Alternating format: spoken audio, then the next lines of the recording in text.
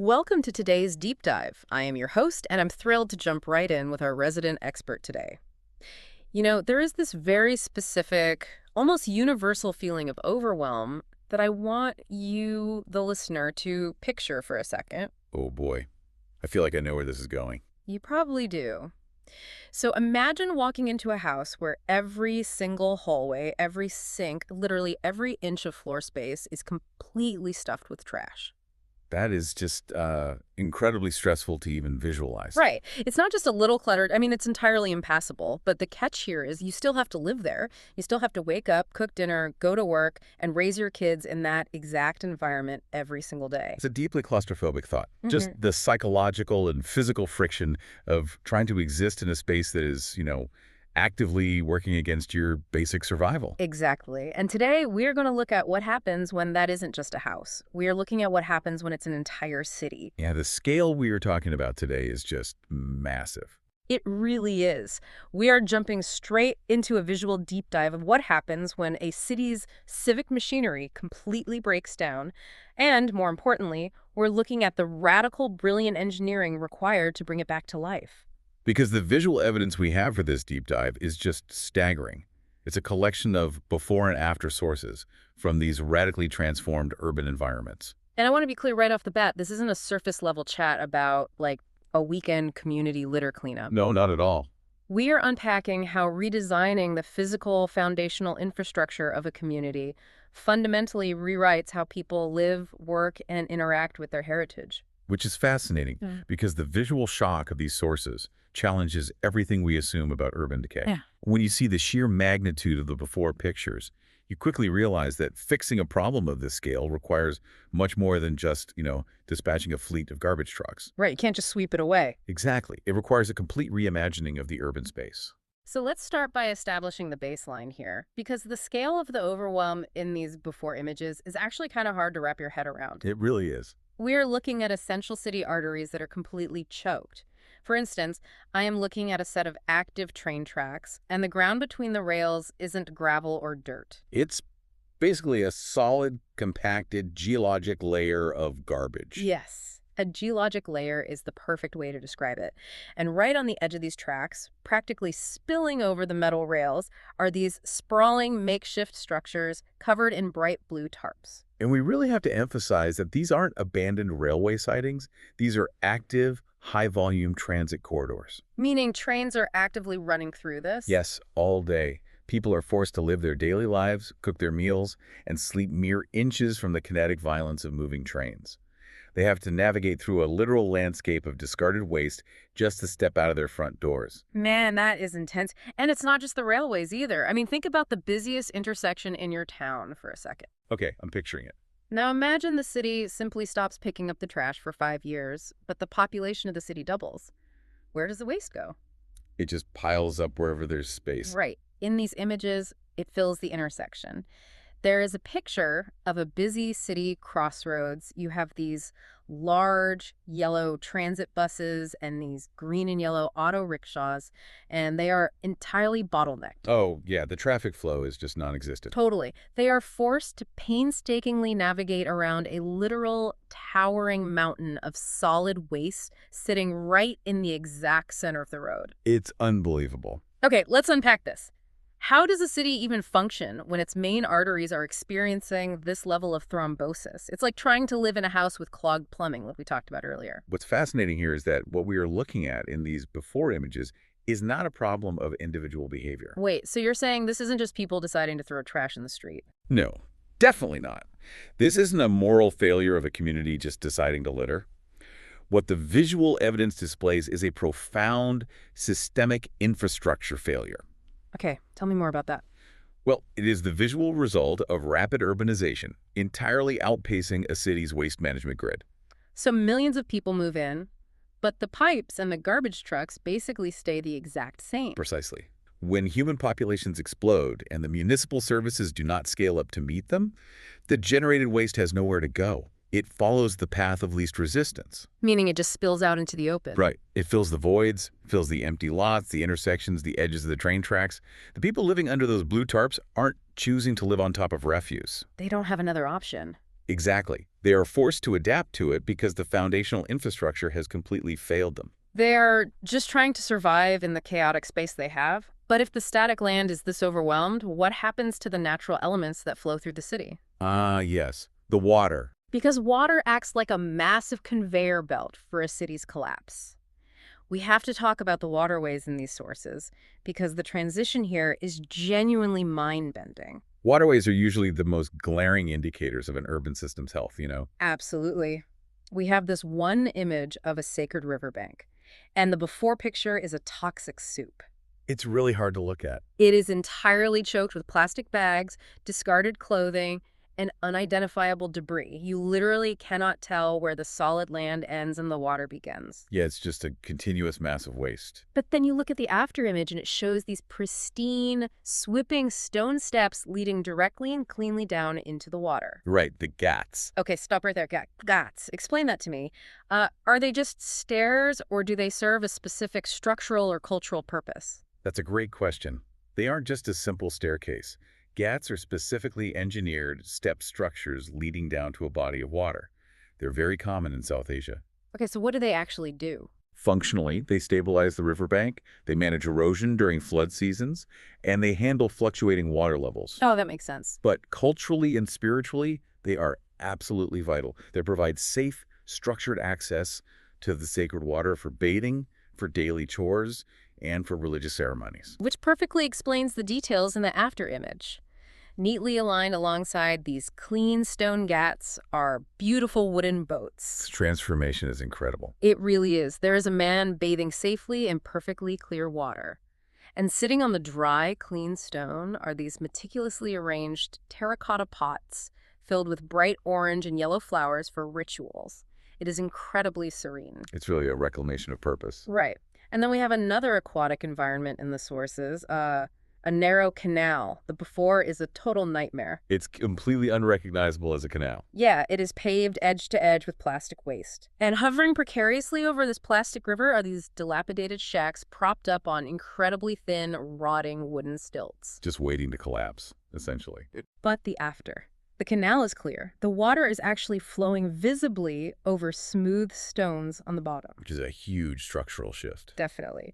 It's flanked by thick, solid stone retaining walls, and those shacks have been replaced by gorgeous, upgraded wooden houses with structured balconies and neat little planters. The contrast is so severe, it's almost difficult for the brain to process them as the same geographical location. It really is. But here's where it gets really interesting, and I have to play devil's advocate and push back a little. Okay, let's hear it. Looking at these beautiful stilled houses and those pristine stone gats, I have to ask, is this just putting a fresh coat of paint over a structural problem? Ah, the gentrification question. Right. I mean, how does simply dredging out the plastic trash lead to completely upgraded homes and safe, clean drinking water? Is this just a cosmetic fix for a photo op? If we connect this to the bigger picture, I'm really glad you asked that, because it's the most common misconception about urban renewal. So it's not just a cleanup. Not at all.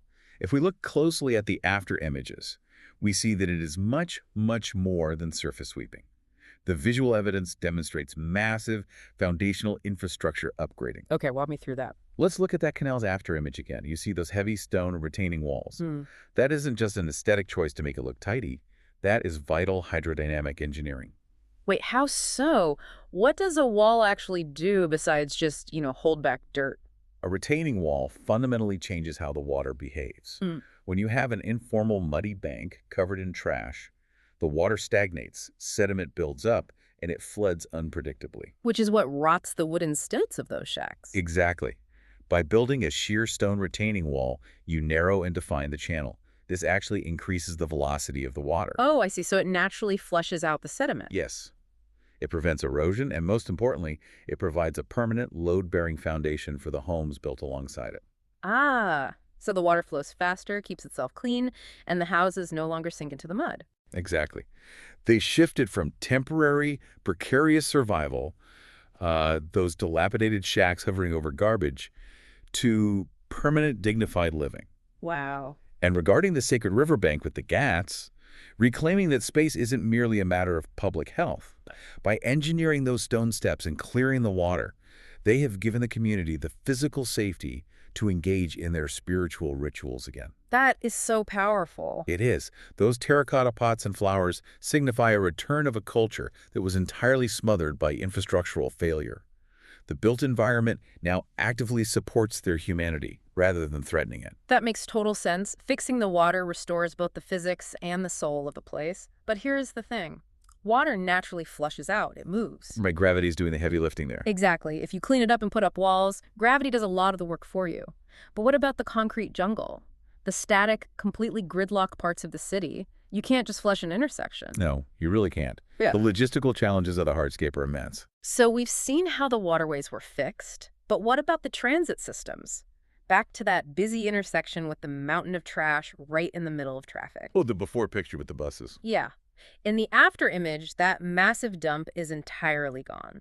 In its place is this highly manicured geometric traffic island.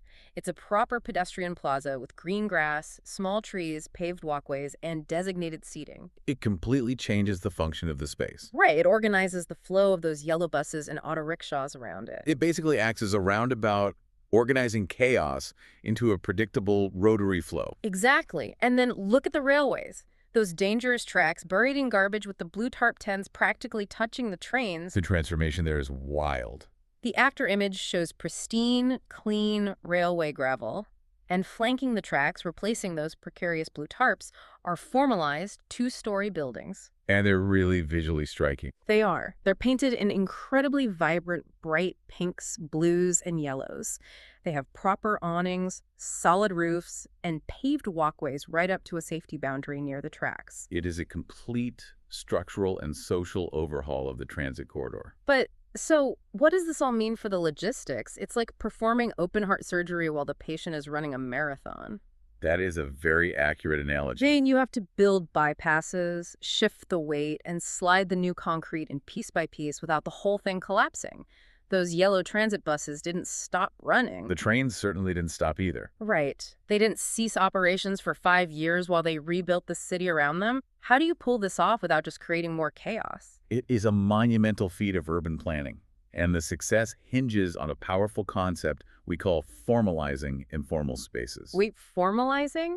Do you mean they are literally just drawing physical lines in the sand so people know where public space ends and private space begins? Essentially, yes. But the sand here is concrete and urban design. In the before images, the spaces were informal. A trash dump in the middle of an intersection is an informal, undefined use of space. Sure. A blue tarp pitched next to a train track is an informal, undefined residence. It exists in a legal and structural gray area.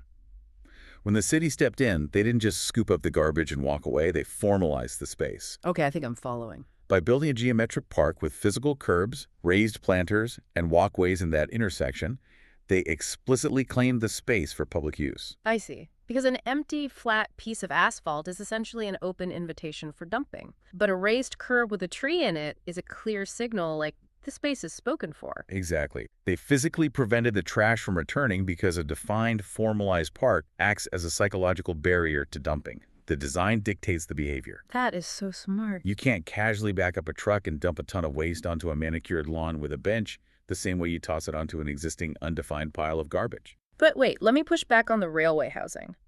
If you build a nice, formalized transit corridor, don't the people who used to live in those informal blue tarps just get displaced? That's a very valid concern. Didn't the city just bulldoze the tarps and push the poor into another slum just outside the frame of the photograph? That is exactly what you would expect in a purely cosmetic, gentrifying cleanup.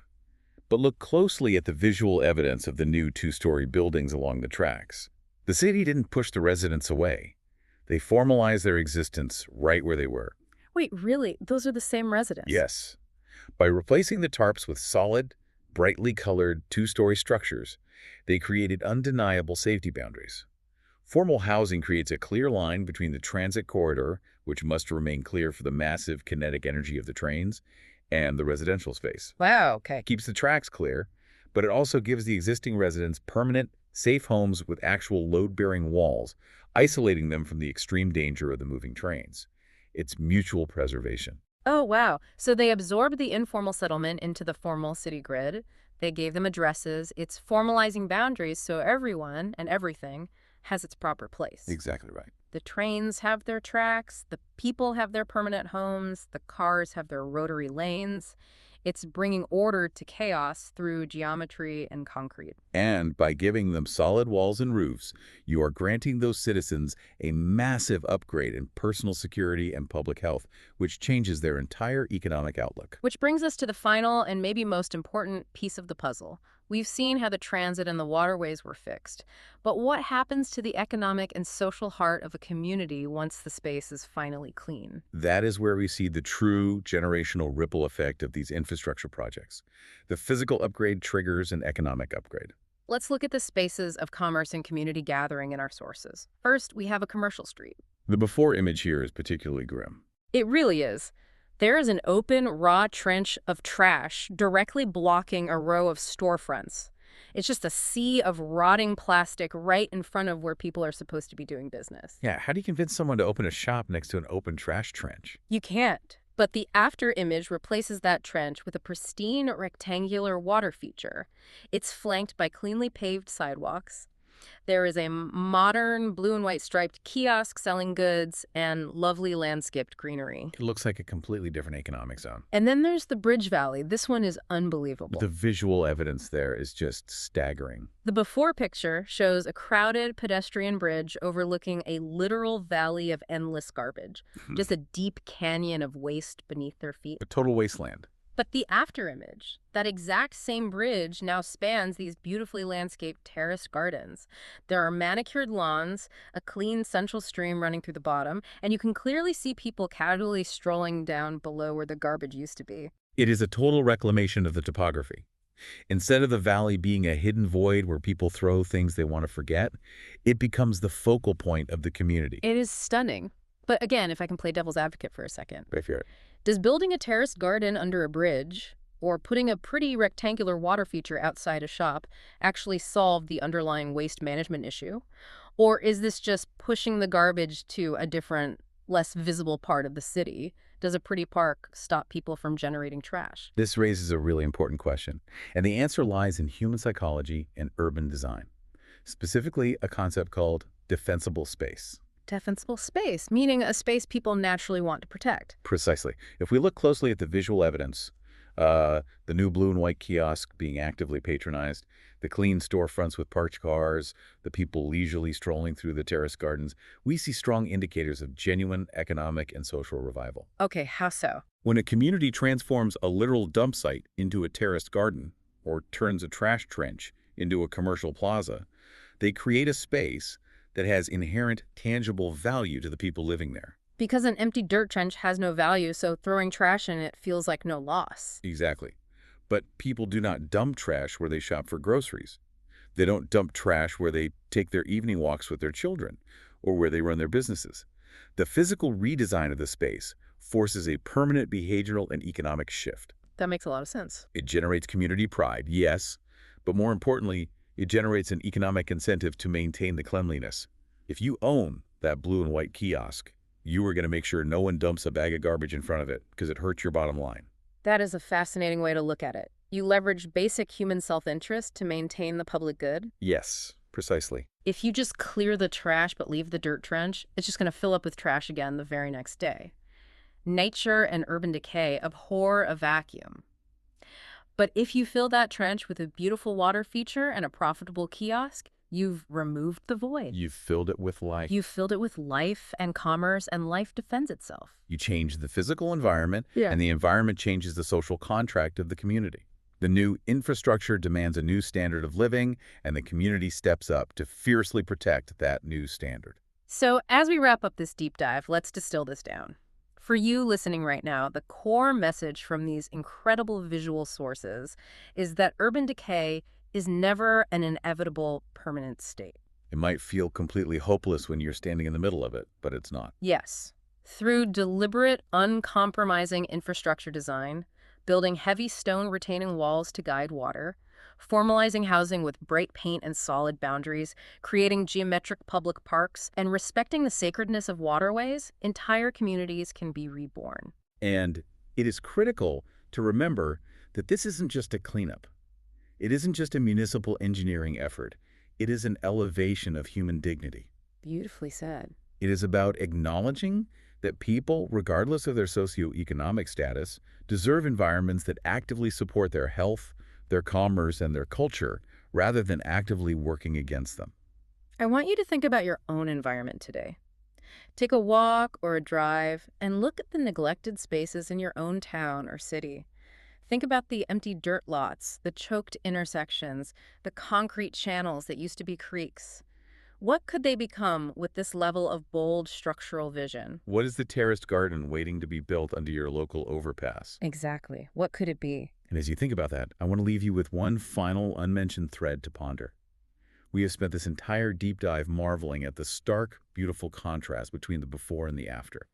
But I want you to consider the during. Oh, wow, the daring. What does that transition period actually look like and sound like and smell like for the people living there? That must be incredibly intense. Imagine the daily reality. While a literal mountain of trash is being excavated, hauled away, and turned into a manicured terrace garden. Imagine the sheer disruption of rebuilding active train tracks and constructing two-story buildings while the trains are still barreling through every hour. Just the noise alone. Exactly. How is a community's resilience tested and ultimately forged? In the very act of that massive, deafening, chaotic transformation. The after is a beautiful photograph, but the during is where the actual miracle of human perseverance happens. The messy, loud, complicated middle. That is a truly profound thought to leave on. Thank you for joining us on this deep dive. Keep looking closely at the spaces around you, keep asking why things are the way they are, and as always, keep exploring.